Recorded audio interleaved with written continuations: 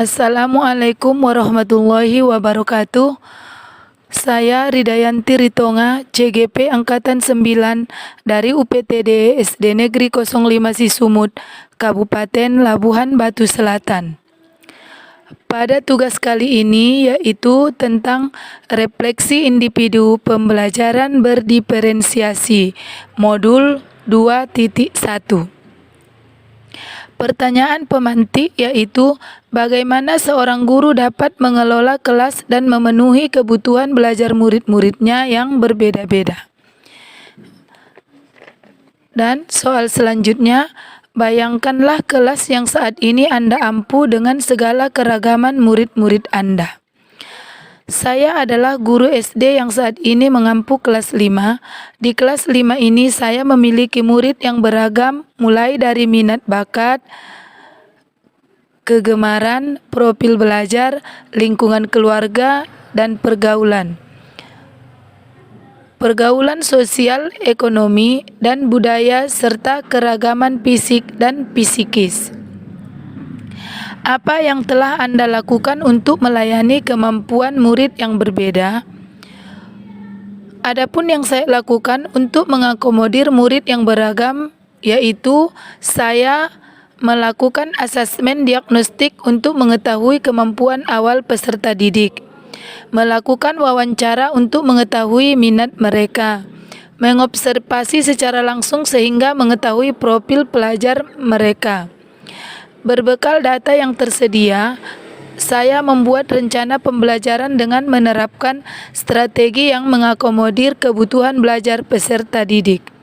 Saya melakukan penilaian berdasarkan kriteria tertentu. Saya melakukan refleksi untuk perbaikan pembelajaran selanjutnya. Apa yang Anda lakukan untuk membuat proses pembelajaran menjadi lebih mudah untuk murid Anda? Adapun yang saya lakukan yaitu agar proses pembelajaran lebih mudah bagi murid saya, yaitu 1. Menggunakan model pembelajaran yang mampu mengakomodir kebutuhan belajar mereka. 2. Menerapkan beberapa metode dalam pembelajaran. 3. Menggunakan beberapa sumber belajar yang berbeda. 4. Menggunakan media pembelajaran yang beragam. 5. Melakukan penilaian afektif, kognitif, dan psikomotorik. Dalam proses pembelajaran, tentu saja perlakuan saya terhadap setiap individu berbeda. Hal ini saya lakukan sesuai dengan kebutuhan belajar mereka. Misalnya, untuk murid-murid yang kemampuan lebih baik dalam menyerap pembelajaran saya menyediakan beberapa materi tambahan untuk memperdalam wawasannya. Sedangkan untuk murid yang kemampuan menyerap pembelajaran kurang, saya selalu mendampingi dan saya berikan waktu lebih untuk memahami materi yang saya ajarkan.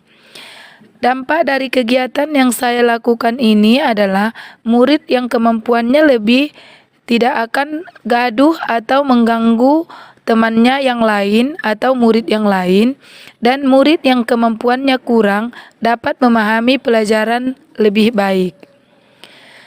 Sebutkan tantangan yang Anda hadapi dalam proses pembelajaran di kelas yang disebabkan oleh keragaman murid-murid Anda tersebut.